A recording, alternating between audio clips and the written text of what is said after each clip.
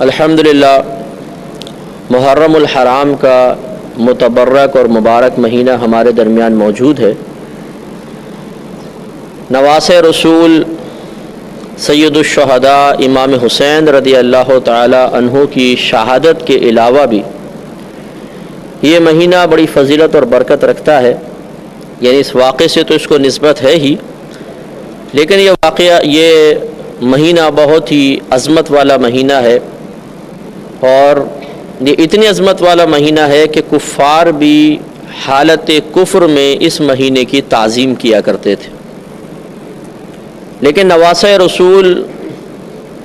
صلی اللہ علیہ وسلم ورضی اللہ تعالی عنہ کے وصال کے بعد، شہادت کے بعد، خاص طور پہ محرم کو شہدائے کربلا کی حیثیت سے، ان کی نسبت سے زیادہ جانا شروع ہو گیا، اور یہ واقعات تسلسل سے سینہ بسینہ منتقل ہوتے رہے، مورخین نے لکھے ہیں اور بیان ہوتے رہتے ہیں۔ آج انشاءاللہ آپ کی خدمت میں امام حسین رضی اللہ تعالی عنہ کی شہادت کے محرکات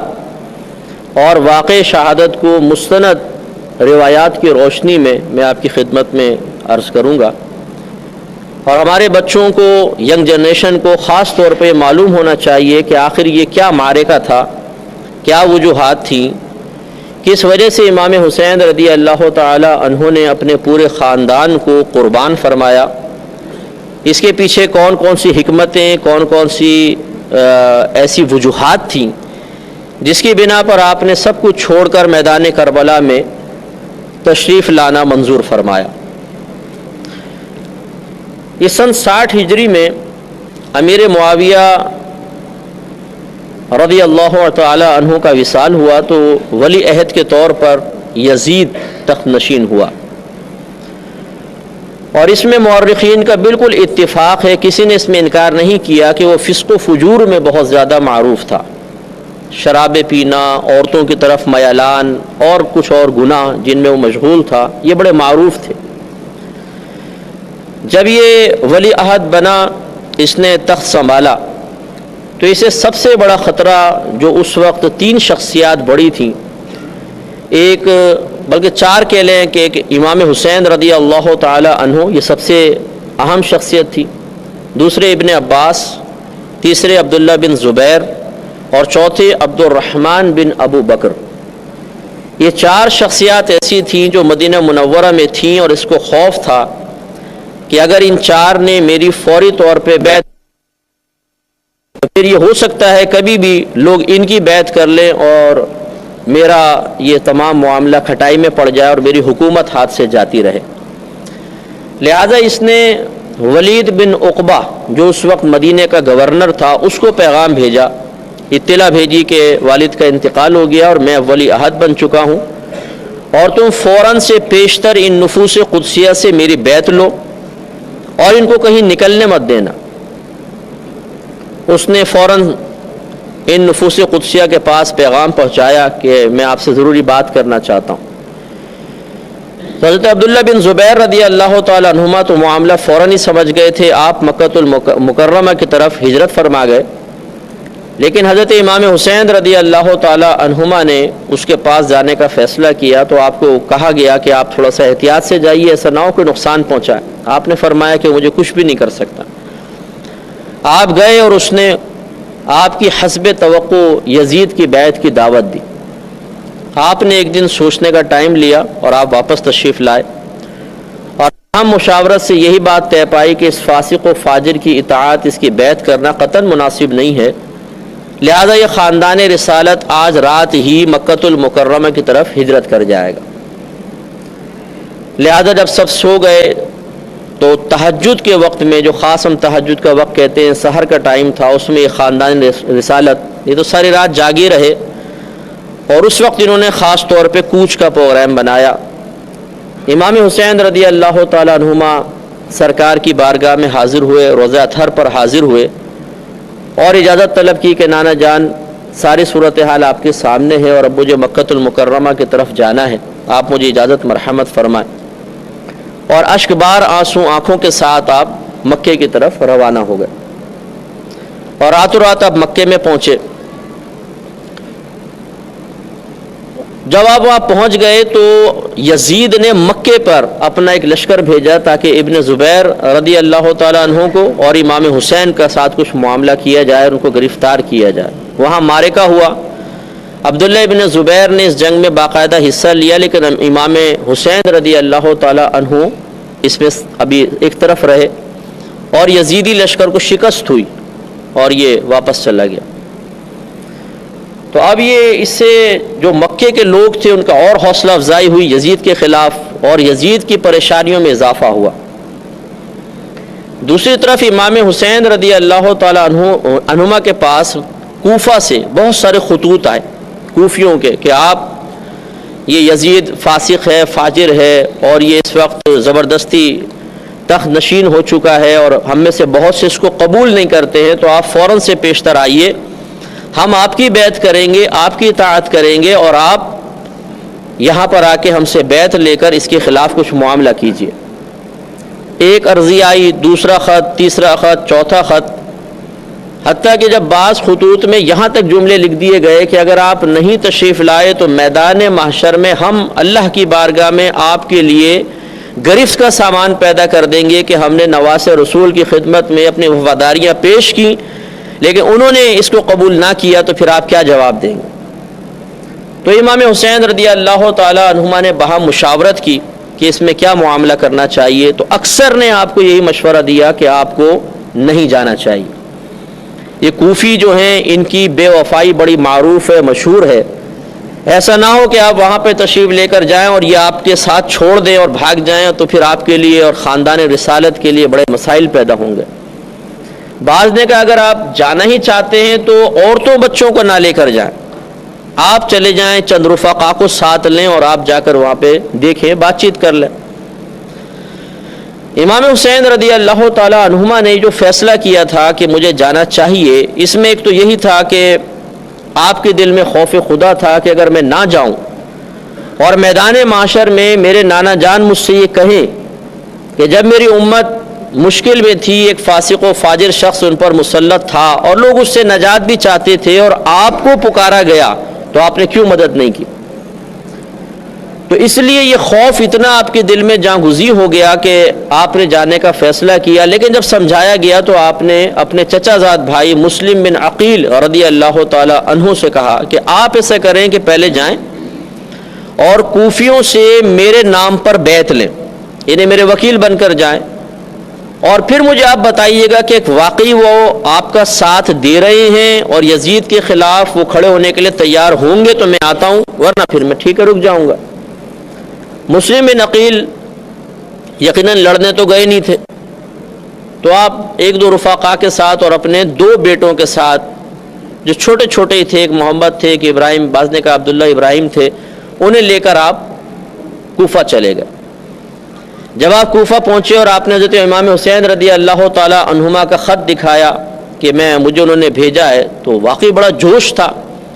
اور پہلے ہی دن تقریباً 14,000 لوگوں نے آپ کے ہاتھ پر بیعت کی. جب یہ صورتحال دیکھی تو امام مسلم بہت خوش ہوئے اور آپ نے فوراً ایک لیٹر لکھوایا اور امام حسین رضی اللہ تعالیٰ عنہ کو بھجوایا کہ آپ فوراً سے پیشتر یہاں پر آئیے، حالات بہت سازگار ہیں اور لوگ آپ کے ساتھ بالکل لڑنے کے لیے، مرنے کے لیے، جانیں قربان کرنے کے لیے تیار ہیں، تو آپ بالکل دیر نہ کریں. یہاں یہ خط روانہ ہوا تو اس وقت یہ کوفے کے گورنر تھے نعمان بن بشیر رضی اللہ تعالیٰ عنہ، یہ صحابی تھے اور اہل بیت سے بہت زیادہ محبت اور پیار فرماتے تھے. آپ نے جب مسلم بن عقیل کو بیعت کرتے ہوئے دیکھا تو تھے تو یہ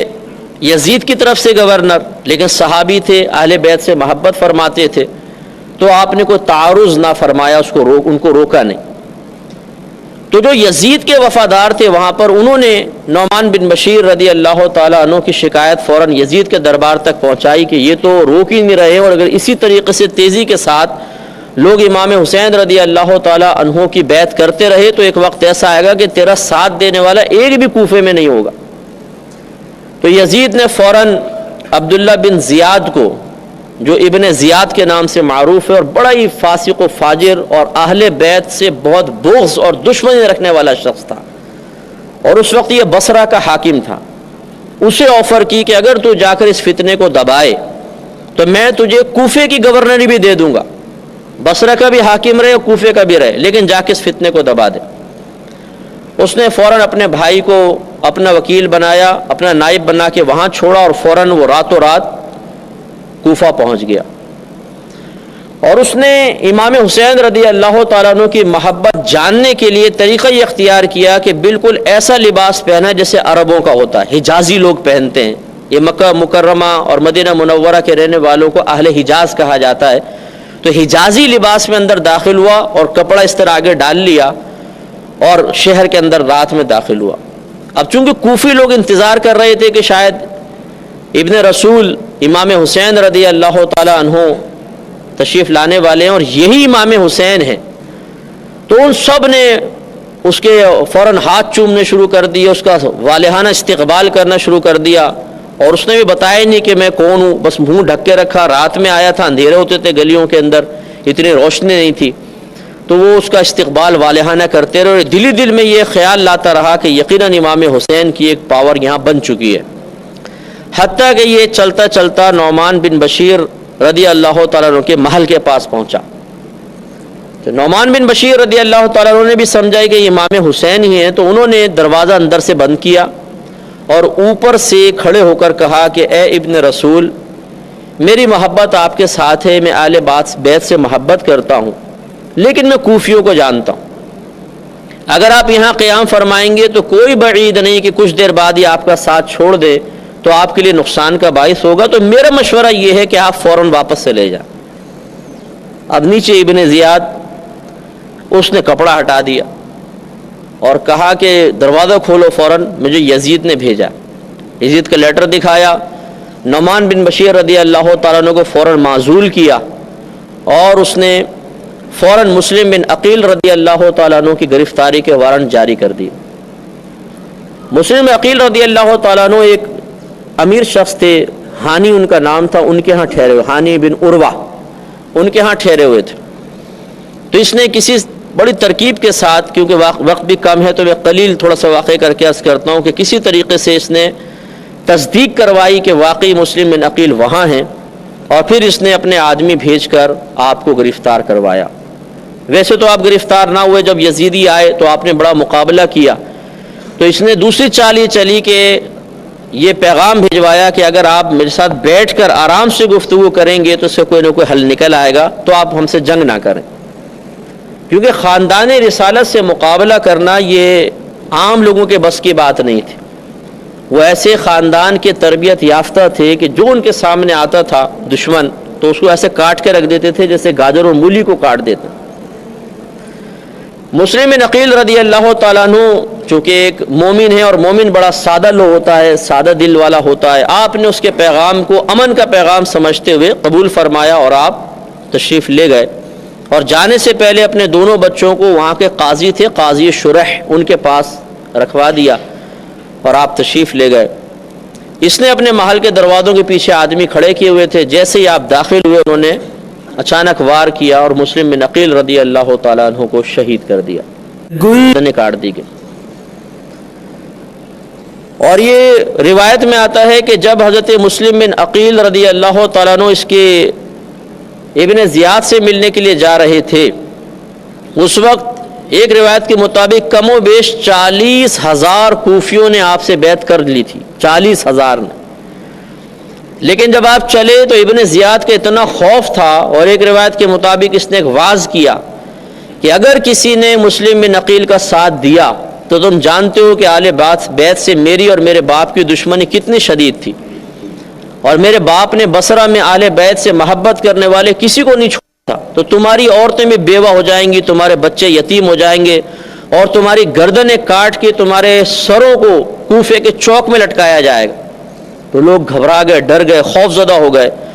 جب مسلم بن عقیل چلے تو آپ کے ساتھ صرف اس وقت 1200 آدمی تھے, اور جب آپ نے مسجد میں آ کے نماز پڑھی تو آپ کی جماعت میں 500 آدمی تھے, اور جب آپ نے سلام پھیرا تو آپ کے پیچھے ایک بھی نہیں تھا, سارے کے سارے آپ کے پاس سے بھاگ گئے. اسی لیے کہا جاتا ہے کوفی لا یوفی, کہ کوفی وفا نہیں کرتا ہے. یہ سب کے سب بھاگ گئے. اور آپ اکیلے گئے اور مقام شہادت حاصل کیا۔ جب مسلم بن عقیل رضی اللہ تعالیٰ عنہ پہ وار ہوا اور آپ زمین پہ تشریف لائے تو اس وقت آپ کی زبان حق ترجمان سے نکلا کہ کاش کوئی میرے بھائی حسین کو یہ بتا دے کہ مجھے شہید کر دیا گیا۔ اب چونکہ امام حسین رضی اللہ تعالیٰ عنہ تک ابھی کوئی اطلاع پہنچی نہیں تھی تو آپ کے پاس وہ لیٹر پہنچا مسلم بن عقیل رضی اللہ تعالیٰ عنہ کو کہ آپ فوراً تشریف لائیں، حالات بڑے سازگار ہیں۔ تو اب امام حسین رضی اللہ تعالیٰ عنہ کے پاس دو چیزیں تھیں، ایک عزیمت اور ایک رخصت۔ عزیمت کا مطلب تو یہ ہے، پہلے رخصت کا سمجھ لیں کہ بعض اوقات شرعی احکام اللہ تعالیٰ کی طرف سے بندوں کی طرف متوجہ ہوتے ہیں، لیکن اس میں رعایت کا پہلو ہوتا ہے، نرمی کا پہلو ہوتا ہے۔ اگر آدمی چاہے تو اس نرمی کو اختیار کر لے اور اس شرعی حکم سے وقتی طور پہ پیچھے ہو جائے، اس کو رخصت کہتے ہیں۔ جیسے کوئی شخص ہے کھڑے ہو کر نماز پڑھنے میں درد ہوتا ہے تو اجازت دے دی گئی بیٹھ کے پڑھ لو۔ اب اگر وہ بیٹھ کے نہ پڑھے کہ میں کھڑو کے پڑھوں گا تو ہم کہیں گے یہ عزیمت پر عمل ہے، اور اگر وہ بیٹھ کے پڑھ لے تو کہا جائے گا یہ رخصت پر عمل ہے۔ امام حسین رضی اللہ تعالیٰ عنہ کے پاس دو راستے تھے، ایک عزیمت کا جو مشقت والا تھا، آپ اگر نکلتے جا کے یزید سے مقابلہ بھی ہوتا، جنگ بھی ہوتی، سب کچھ ہوتا، اور ایک رخصت کا معاملہ تھا کہ یزیدی لشکر بہت بڑے تھے، ان کے پاس طاقت تھی، ان کے پاس حکومت تھی، تو اس میں آدمی شہید بھی ہو سکتا ہے۔ تو امام حسین رضی اللہ تعالی عنہما نے خواص کا راستہ اختیار کیا، اور وہ وہی راستہ ہے کہ جب اللہ تعالیٰ کی راہ میں انسان نکلتا ہے تو پھر رخصت کو نہیں دیکھتا، وہ عزیمت کو دیکھتا ہے۔ تو لہٰذا اب اتمام حجت ہو چکا تھا، آپ کے پاس لیٹر آ چکے تھے، مسلم بن عقیل کی طرف سے تصدیق ہو چکی تھی کہ آپ تشریف لائیے، اور تقریباً 14,000 نے تو پہلے دن مجھ سے بیعت کی ہے، اور مجھے امید ہے کہ آپ تشریف لائیں گے تو پورا کوفہ آپ کے ساتھ ہوگا۔ آپ صرف 72 نفوس قدسیہ کے ساتھ اپنے گھر سے روانہ ہوئے۔ تو ایک تو یہ وجہ آپ کے سامنے آ گئی کہ امام حسین کوئی حکومت کے لالچ میں نہیں نکلے تھے۔ یہ تو ایک بالکل احمقانہ سی بات ہوگی کہ کوئی یہ کہے کہ امام حسین حکومت یا خلافت کے لالچ میں باہر نکلے تھے، اس لیے کہ یہ تو وہ شہزادے ہیں جن کے بارے میں نبی کریم صلی اللہ علیہ وسلم نے اپنی حیات طیبہ میں بشارت عطا فرمائی تھی کہ حسن و حسین جنتی نوجوانوں کے سردار ہیں۔ تو جن کو اللہ کے نبی جنت کے نوجوانوں کی سرداری اللہ کے حکم سے عطا فرما دے، وہ دنیاوی عارضی دولت اور حکومت کے لیے اپنے گھر سے باہر نکلے گا؟ اور پھر اگر آپ چاہتے تو ایک بڑا لشکر جرار جمع کر کے جا سکتے تھے۔ صرف 72 نفوس قدسیہ جن میں گھر کی خواتین بھی ہیں، انہیں لے کر آپ کوفہ پہنچ رہے ہیں، اور آپ نے سفر اختیار فرمایا۔ تو ایک تو یہ عزیمت پر عمل تھا، دوسرا احساس ذمہ داری تھی، تیسرا میں یہاں پر ایک بات عرض کرتا ہوں، اور جو اہم بات ہے اور ایک راز ہے اور اس کو ہمیں سمجھنا چاہیے کہ جب ہم امام حسین رضی اللہ تعالی عنہما حالت بچپن میں تھے تو یہ معتبر کتب میں واقعہ لکھا ہوا ہے کہ ایک مرتبہ نبی کریم صلی اللہ علیہ وسلم نے ایک ران پر امام حسین کو اور ایک ران پہ اپنے بیٹے حضرت ابراہیم رضی اللہ تعالیٰ عنہ کو بٹھایا ہوا تھا۔ ابراہیم اس ٹائم چھوٹے سے تھے۔ تو سرکار فرماتے ہیں کہ میرے پاس جبریل امین آئے اور انہوں نے آ کے کہا کہ اللہ تعالیٰ آپ کو اختیار دیتا ہے کہ آپ یا تو اپنے نواسے کو اختیار کر لیں یا اپنے بیٹے کو، کوئی ایک دنیا سے ضرور جائے گا۔ تو میں نے اپنے بیٹے اپنے اس نواسے کو اختیار کیا، اور اپنے بیٹے کو میں نے کہا کہ میں نواسے کو اختیار کرتا ہوں، بیٹے کو چھوڑتا ہوں۔ تو ابراہیم کا کچھ عرصے بعد ابراہیم رضی اللہ تعالیٰ عنہ کا انتقال ہوا، لیکن ساتھ ساتھ سرکار نے فرمایا کہ میری امت میرے اس بیٹے کو بھی انتہائی بے دردی کے ساتھ شہید کرے گی۔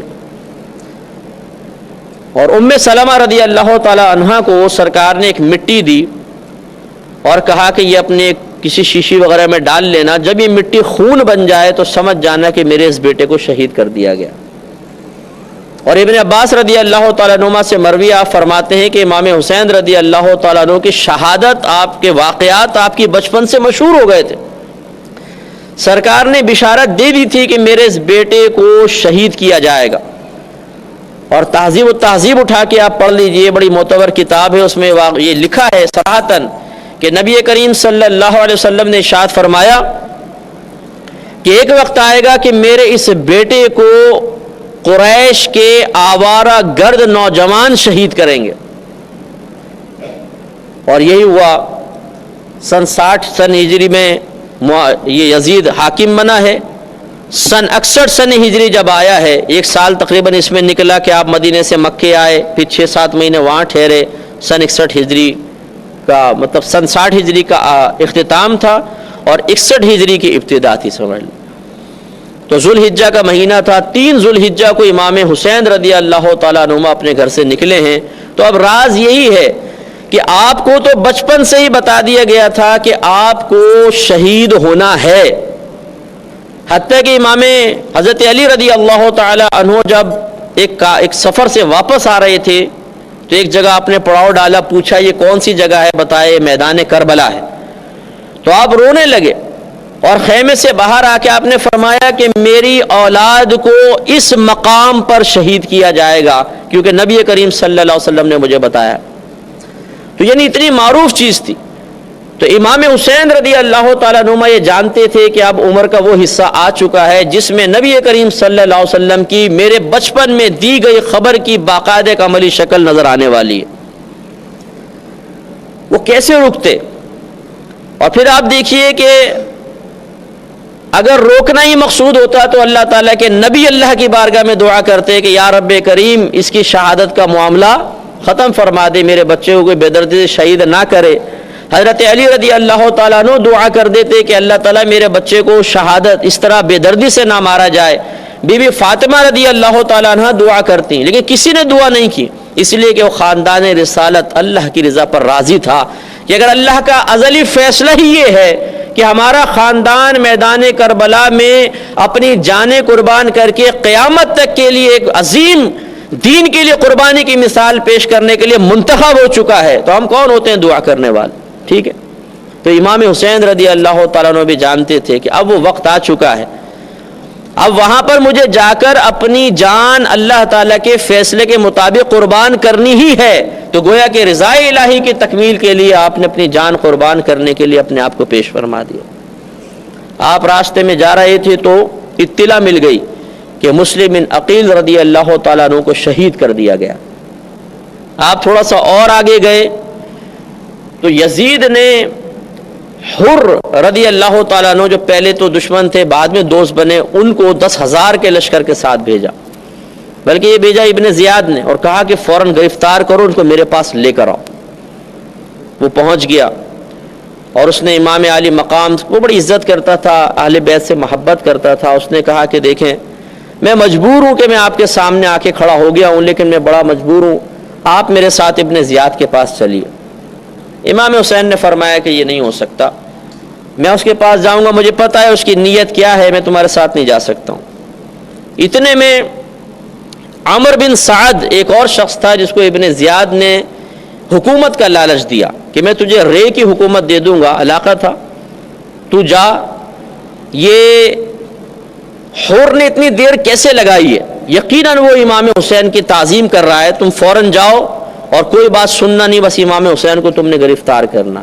تو وہ بھی ایک لشکر جرار لے کر اس مقام پر آ گیا. تو امام حسین رضی اللہ تعالی عنہما نے پھر سوچنے کا وقت مانگا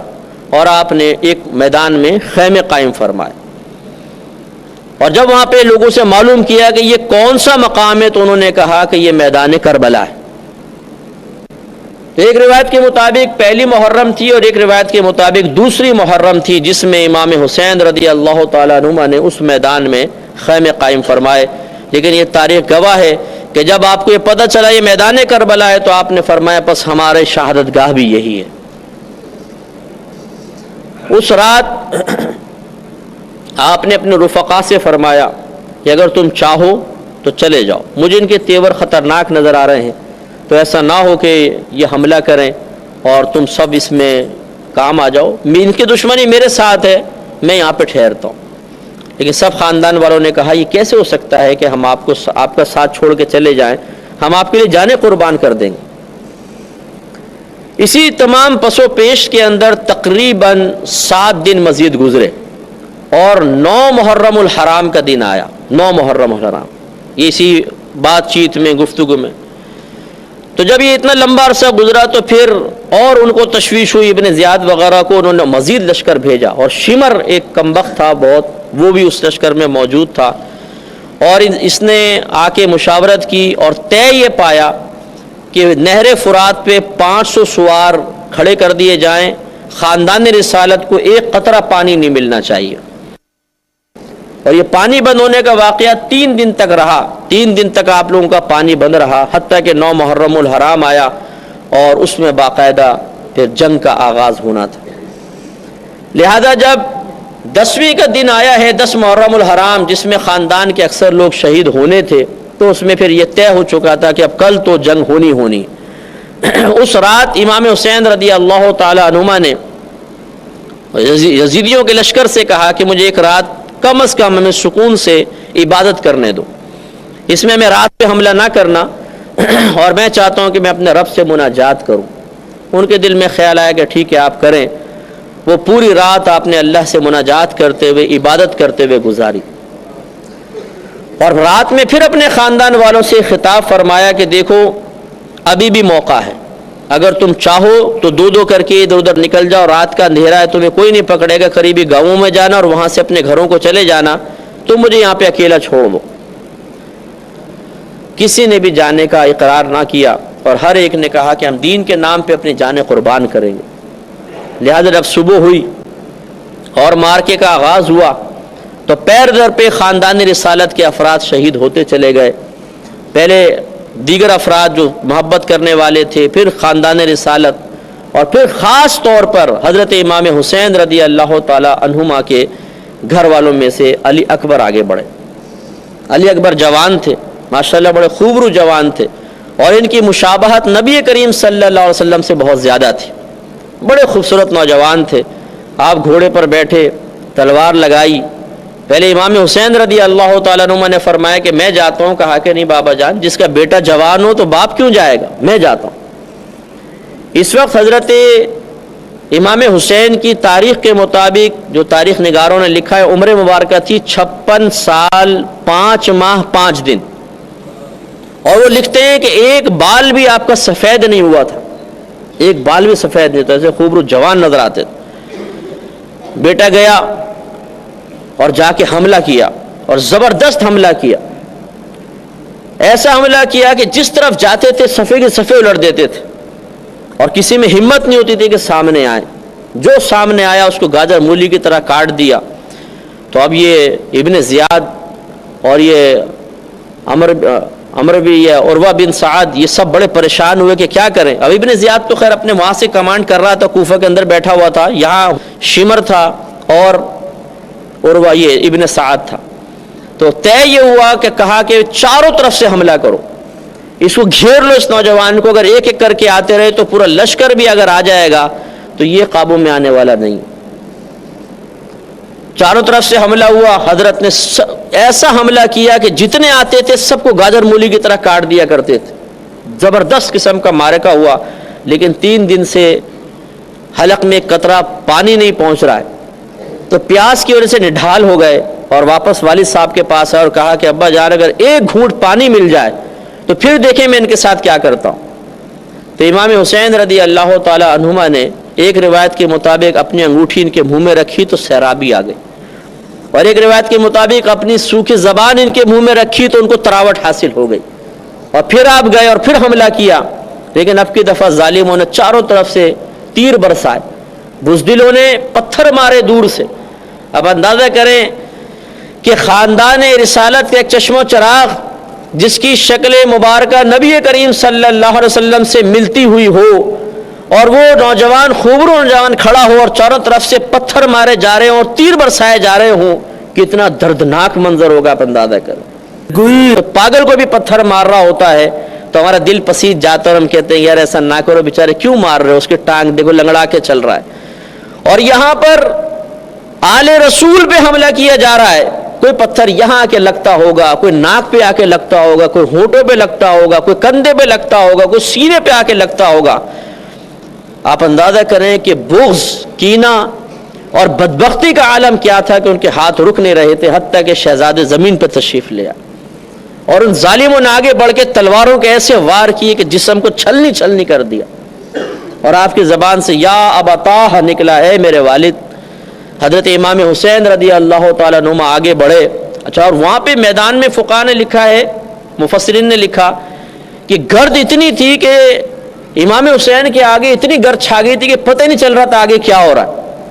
اب جب بیٹے کی پکار سنی تو پھر آپ آگے بڑھے اور جو دو چار قریب تھے ان کے سر قلم کیے اور بیٹے کو اٹھا کر، جوان بیٹے کو خیمے تک لے کر آئے۔ آپ اندازہ کریں کہ ایک چھوٹا سا بچہ کے گھر میں پیدا ہو کے مر جائے تو کتنا صدمہ اور افسوس ہوتا ہے۔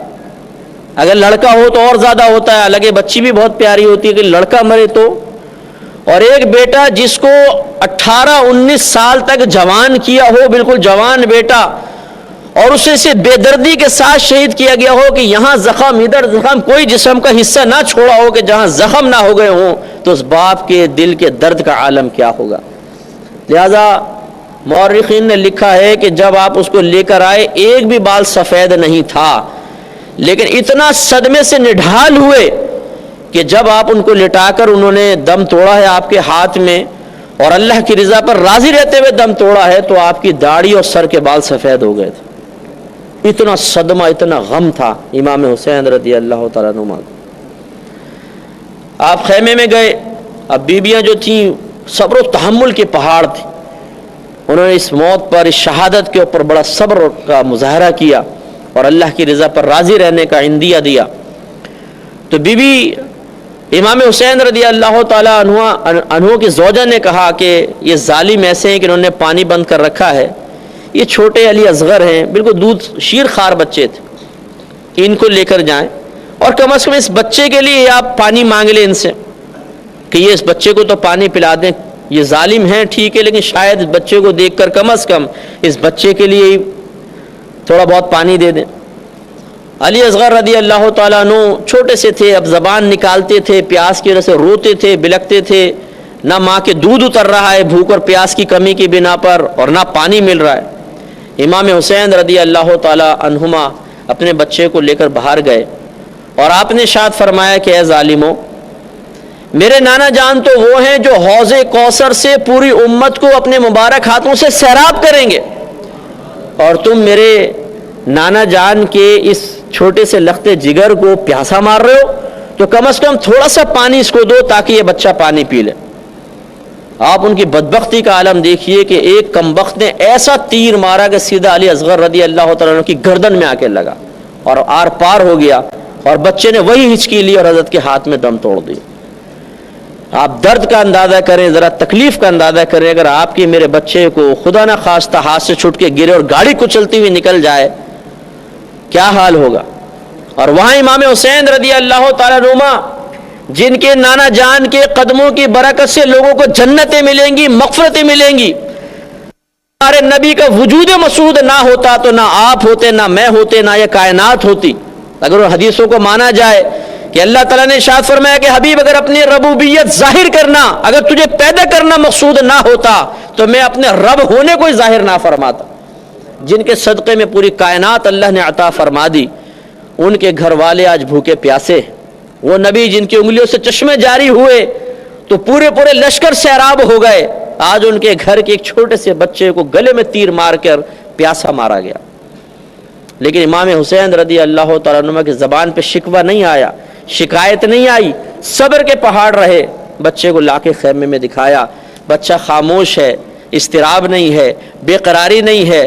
آرام سے لیٹا ہوا ہے۔ گھر کی بیویاں سمجھی کہ شاید بچے کو پانی دے دیا گیا ہے تو بڑے سکون سے سو گیا ہے، لیکن جب آ کر بتایا کہ اس کے تو گلے میں تیر مار دیا گیا ہے، تو آپ سوچئے کہ ان ماں کے قلب کا عالم کیا ہوگا، ان لوگوں کے دل کو کیسا تکلیف پہنچائی گئی ہے۔ آل رسول کو اس کا آپ اندازہ کریں کہ کس قدر وہ اذیت اور کرب میں ہوں گے۔ اس کے بعد حضرت قاسم بن حسن رضی اللہ تعالیٰ عنہ 9 سال کے بچے، صرف 9 سال۔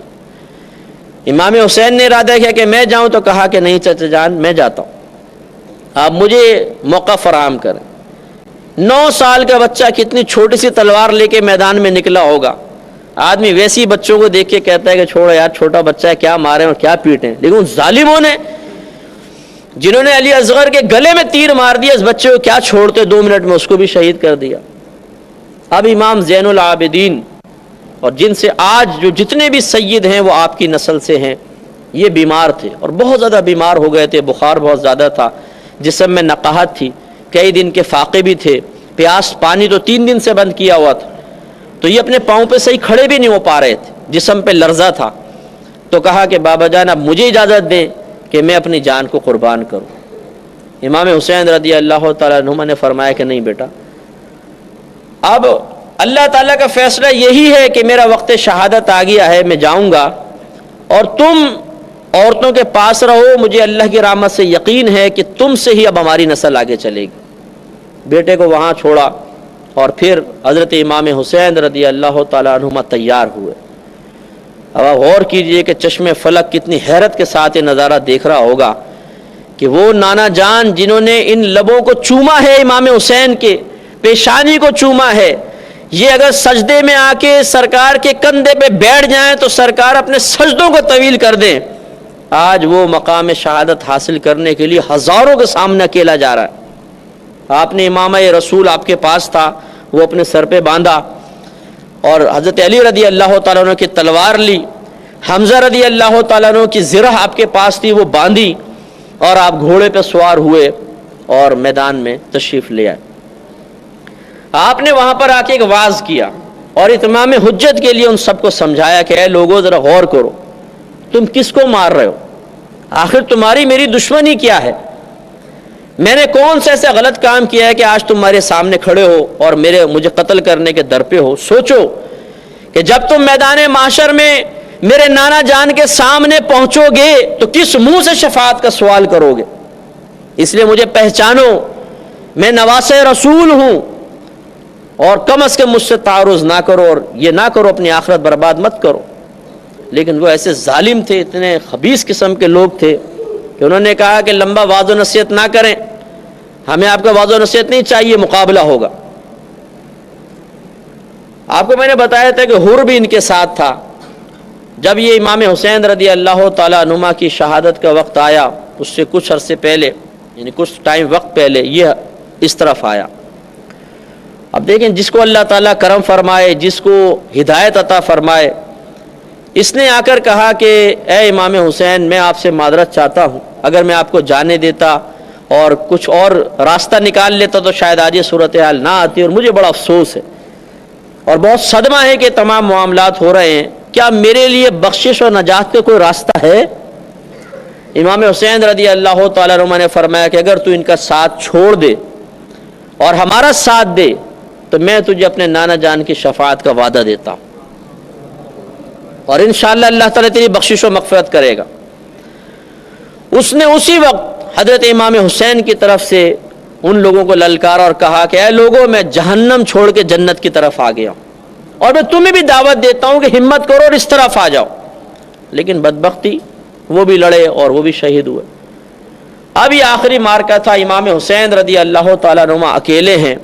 نواسہ رسول ہیں، جن کی فضیلت اور برکت کو نبی کریم صلی اللہ علیہ وسلم عرصہ دراز تک بیان کرتے رہے ہیں، لوگ جن کی بارگاہ میں آ کے دعائیں کر کے اپنی حاجات پوری کرتے رہے ہیں، اللہ کی بارگاہ سے انعامات حاصل کرتے رہے ہیں، آج امام حسین تنہا کھڑے ہیں، اور یہ سارے کمبخت بدبخت سامنے کھڑے ہیں جنہوں نے عرضیاں دے دے کر، خط لکھ لکھ کر آپ کو بلایا، وہ بھی سامنے کھڑے ہیں، اور امام حسین نے یاد دلایا کہ تم نے مجھے خط نہیں لکھا تھا، تم نے نہیں لکھا تھا، تم نے نہیں لکھا تھا۔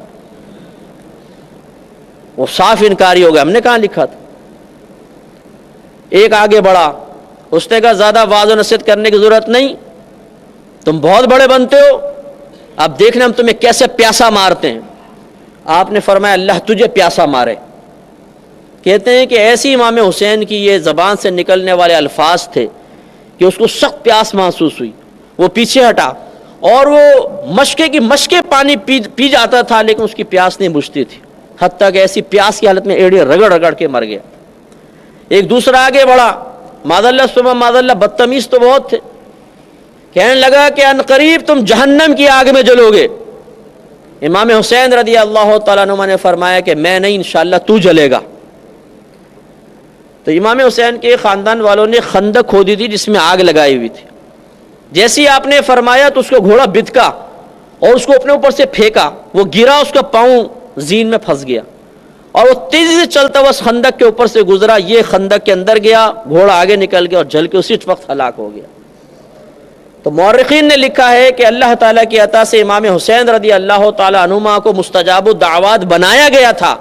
اگر آپ چاہتے اور ایک بددعا دیتے پورا لشکر تباہ ہو جاتا، لیکن آپ جانتے تھے کہ اللہ تبارک و تعالیٰ نے اس میدان میں اس وقت میں میری شہادت لکھ دی ہے،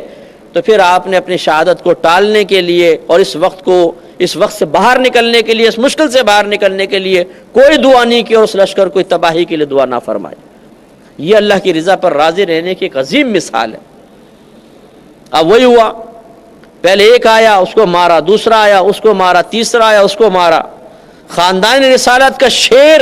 اکیلا ہزاروں کے سامنے کھڑا ہوا ہے، اور یہ عام بھیڑ بکریوں کے اندر اتنی طاقت اور ہمت نہیں ہے کہ خاندان رسالت کے شیر کو للکار سکے۔ اب ان بدبختوں نے کہا کہ بھئی ان کو تو حملہ کرنا اور ان کو زیر کرنا بڑا مشکل ہے، کیا کیا جائے؟ وہی طے پایا، پہلے چاروں طرف سے گھیر لو اور ان پہ وار کرو۔ چاروں طرف سے گھیرا گیا، حضرت گھوڑے پر ہیں، چاروں طرف سے گھیر لیا گیا۔ آپ وہ منظر ذرا ذہن میں لائیں کہ ہاتھوں میں بڑی بڑی تلواریں ہوں، آنکھوں میں نفرت کے جذبات ہوں، اور جسم پہ وار کر کے جسم کاٹنے کے لیے لوگ تیار ہوں۔ ایک عام آدمی ہو تو دہشت سے چیخنے لگ جائے گا، ہیبت کا عالم کیا ہوگا آپ سوچئے۔ ایک عام آدمی اکیلا اگر آپ کے سامنے چاقو لے کے آپ کو مارے تو آدمی کا مقابلہ کرنا بڑا مشکل ہو جاتا ہے۔